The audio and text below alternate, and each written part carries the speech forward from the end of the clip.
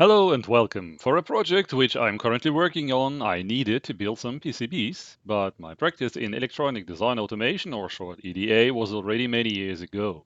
So I wanted to refill this gap and tried some of the common EDA tools out there. But to get into it, you need a good and simple project to start with. And what is simple enough and still fun and useful? A Covox Speech Thing clone.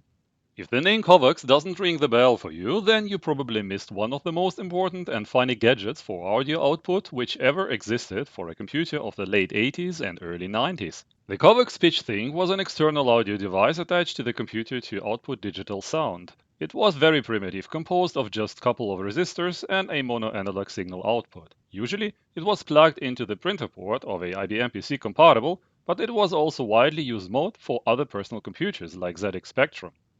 A similar, very famous device with some differences was the Disney Sound Source. However, these two devices, despite of very similar principle, were unfortunately incompatible to each other. As I was a child around 12 or 13 years old, a real sound card was just not affordable for me and my friends, so we made a couple of Covox clones with the parts we could find around. Unfortunately, I can't provide original pictures anymore, but they were ugly DIYs and with worst audio quality you can imagine. And still, they were superior to what the normal PC speaker could deliver by far. Now, many years later, I decided to rebuild a Covox clone again and use it as a simple example to regain some practice in EDA. And hopefully this time it is going to be a little bit better than back in the days. Without going into details too deep, how does Covox Speech Thing work? Well, as I already told, it is mainly just a simple digital to analog converter built of handful of resistors. The parallel port on the PC is capable to output 8-bit data simultaneously on its pins 2 through 9. So if some generated digital sound would be sent to the parallel port in 8-bit samples, it would be possible to output the sound. Unfortunately, common speakers do not understand digital signals. Instead, they need some analog signal in form of changing voltage in some range. So actually what we have to do is to convert the digital output, which is coming from the parallel port, into analog output to be able to connect a usual speaker. An 8-bit sample can represent a discrete value between 0 and 255, where every bit again represents 5 volts with 1 and 0 volts with 0. So every bit must be mixed into a common analog signal, where the final output voltage of all bits must be mapped between 0 volts and 5 volts. This is done by a simple but clever arrangement of some resistors. This schema is also called R2R DAC and is very handy when a simple digital to analog conversion has to be done. I will not explain in detail here how it works, but there is a very nice document by Eugeny Brychkov about it with full of useful background information and mathematical explanation of the functionality.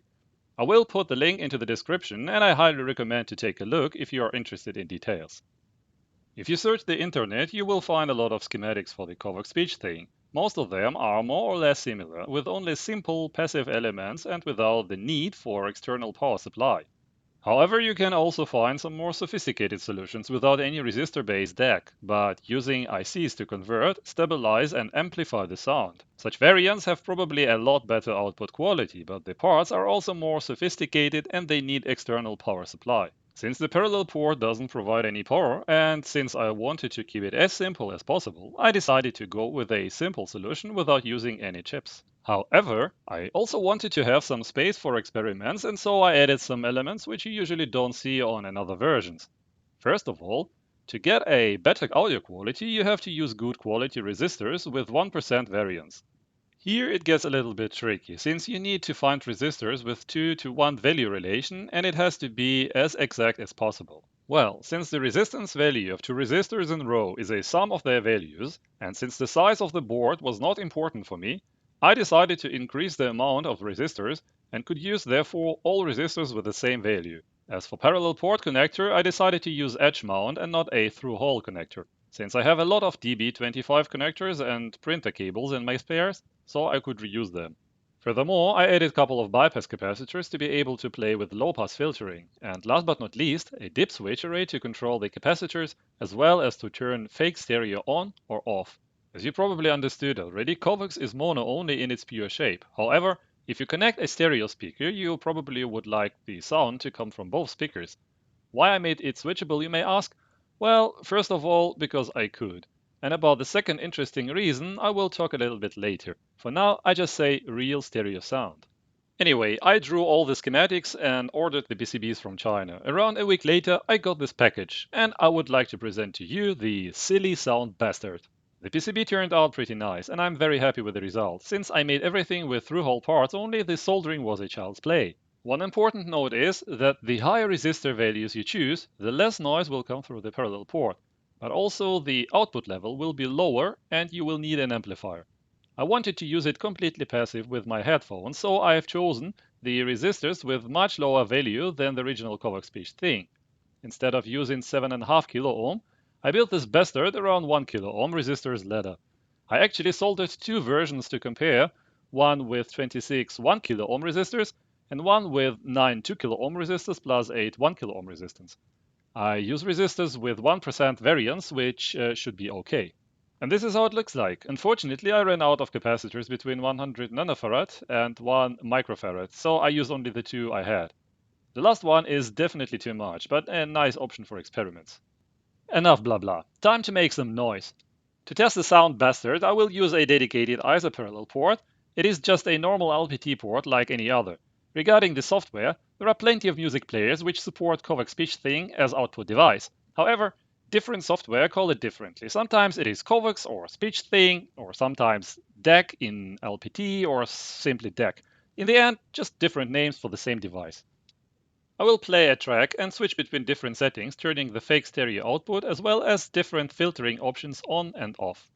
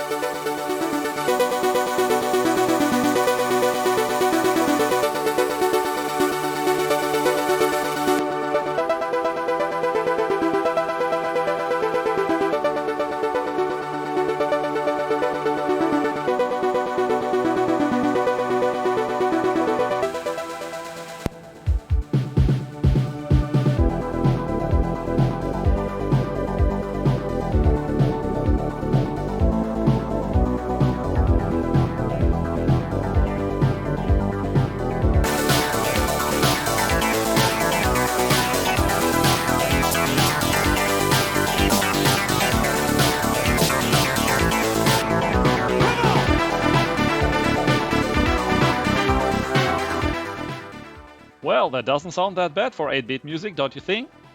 I have to admit that 1 microfarad filtering was too much. However, this filter didn't sound that dull when I was using it with my headphones.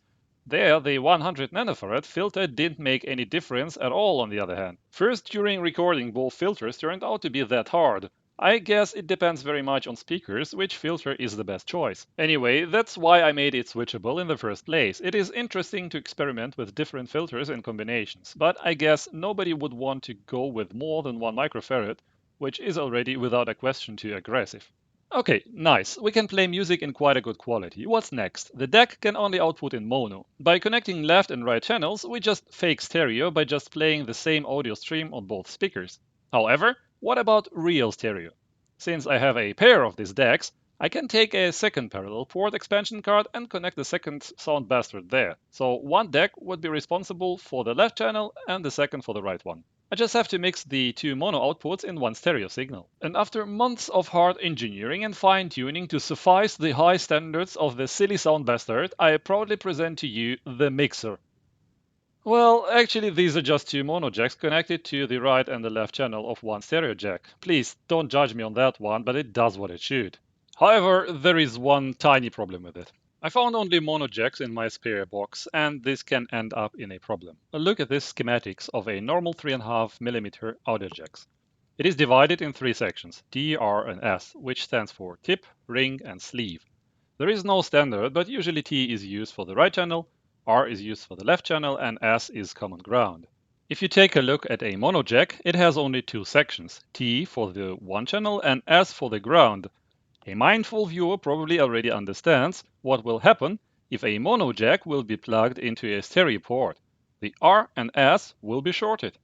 Usually this would mean that one of the stereo channels would be grounded, but the other channel would continue to work.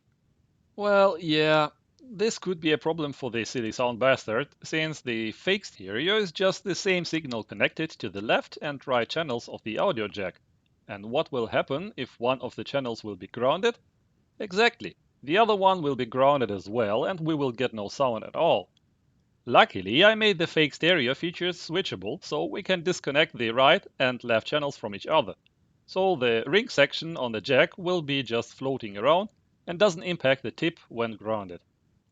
Okay, let's now put both LPT port cards with DAC in each one of them and try to make some stereo music. Some players do support stereo output onto LPT ports, like the Mode File Editor, or short MFID, which I'm using. I've chosen one audio track which is especially good to test stereo sound.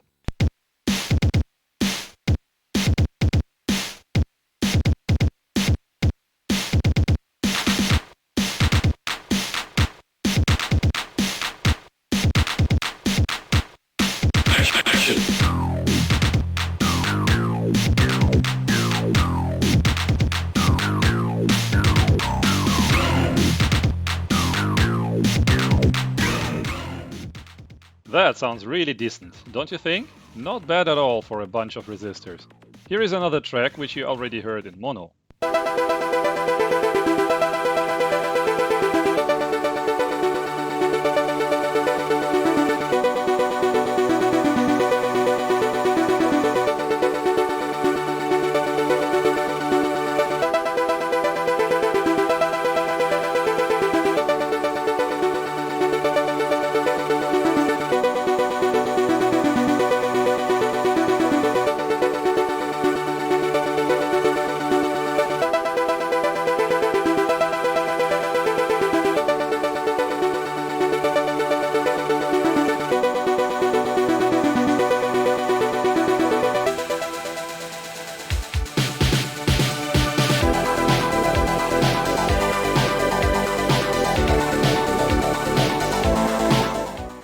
Okay, that's really nice. Playing music in DOS is great. The silly sound bastard is a nice DIY device, you may think, but what about the real thing?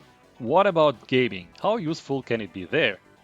Well, let's call it semi-useful, if you want to use it as a replacement for a Sound Blaster compatible sound card.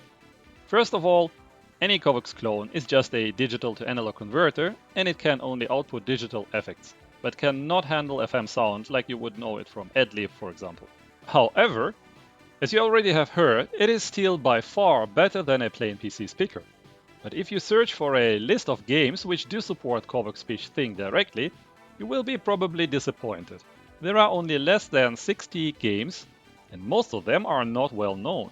However, there is a tool named TEMU, which turns the emulation of Tandy sound system on Covox. It also does kind of Disney sound source emulation, but it doesn't really work. I'll come back to this later. You can use TMU with arguments L1 or L2 for LPT1 or LPT2 port accordingly. And after that, Tandy sound should work in many games. Let's try Monkey Island.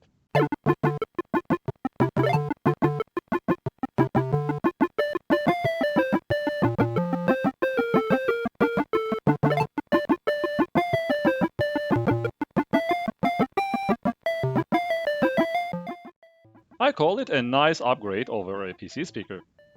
Another example which partially works is Gods. You just have to set up Tandy sound output.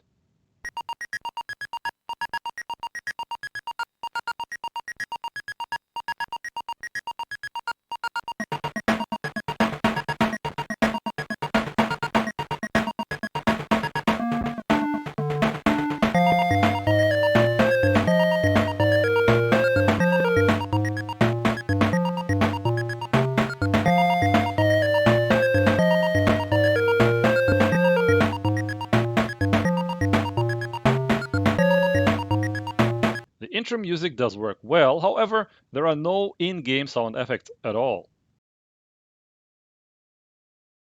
Another good working example using the Tandy emulation is Eye of the Beholder, where not only the music but even sound effects do work without an issue.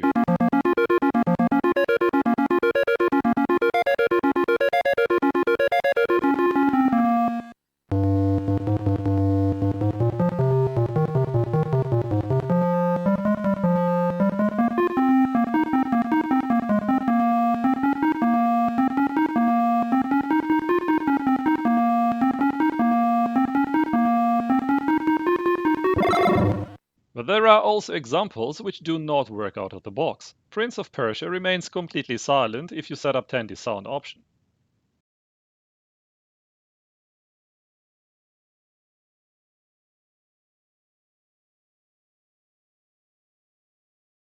However, as I already mentioned, TMU emulates also Disney sound source, and you can use it there for sound effects. Furthermore, you can set up PS1 audio option for music, which also seems to work then.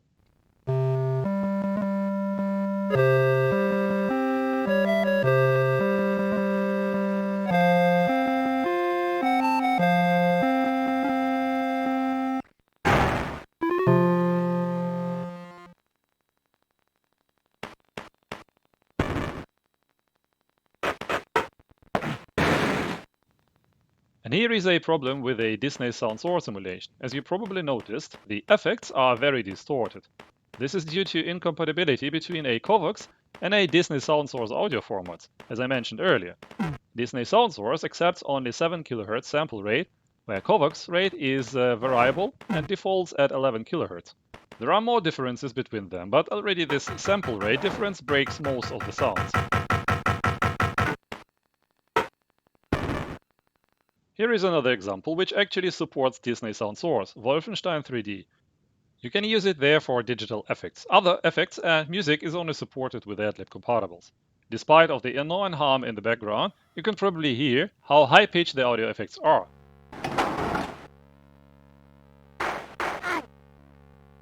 This is how it sounds if you try to play 7 kHz samples at 11 kHz. Despite of that, the sound effects are a big deal over a PC speaker. So, using our silly sound bastard with TMU, we can play quite a lot of 10D sound compatible games. Definitely not all of them due to different reasons, but quite a lot. The list contains almost 450 games, and many of them are very well known titles. For example, all the famous quests made by Sierra. But wait, this is not yet the end of the possibilities. There is another tool for Covox which can emulate the Sound Blaster for digital effects. I think I don't need to mention how long is the list of games which do have support for Sound Blaster. You can call VSB again with L1 or L2 for the LPT port and make some additional settings like IRQ.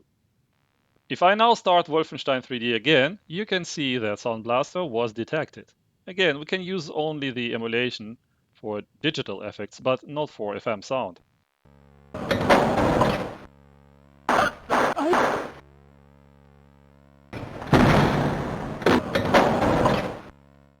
Now you can hear that the sound effects are perfectly fine, but the Sound Blast emulation messes something up and the game runs extremely fast. It is almost impossible to play it. If I now start Prince of Persia again and set up Sound Blaster for digital effects, we will not hear any music because 10D emulation is now off.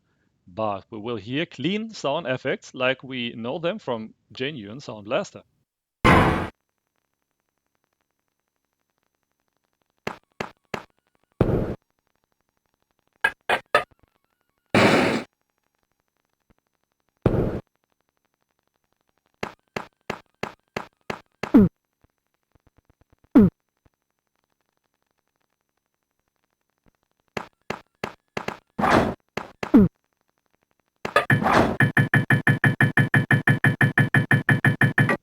Interesting effect is that if I restart Wolfenstein 3D again after I ran Prince of Persia, I will get both sound source and sound blaster detected.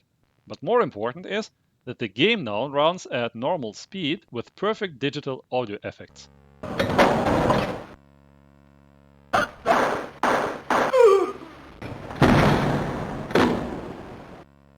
The Sound Blaster emulation opens a huge list of potentially supported games. However, the fact that the emulation is a dirty hack and messes up on the low level with the machine degrades the expectations.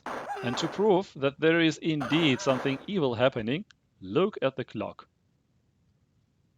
Yeah, well, what's the conclusion? Such an audio device is really exciting, not at least because it is so simple. The audio quality it can output is, though, impressive. Even real stereo sound is possible if you use two of those. I don't know any games which would be able to output stereo sound onto decks, like I've shown it with a music tracker, but still you can even play games on it to some extent. Maybe the question is if you need this. It depends. Despite of the EDA experience which I wanted to improve with it, I found it very cool. If you just want to play old classics, you probably better get a Sound Blaster. But if you are interested in computer history, or you like to tinker with such things, build your own devices for experiments, then go for it hands down. Also, if you have a machine without any expansion slots but with a parallel port, like an old notebook for example, this device can be interesting for you as well. This project is open source, and I will put the link into the description. You are free to order the PCBs and solder your own silly sound bastards if you are interested. There are two versions of it, a long, which I've shown in this video, and a short one. And this is it from me. I hope you enjoyed it. I'm sorry for the bad screen capture quality. My camera just has problems to focus on the display. And I'm working on a solution for a real screen capture in the future. You can find the links to audio tracks which I used in this video in the description. Please don't forget to like or dislike and leave your comments below. And so far, thank you and goodbye.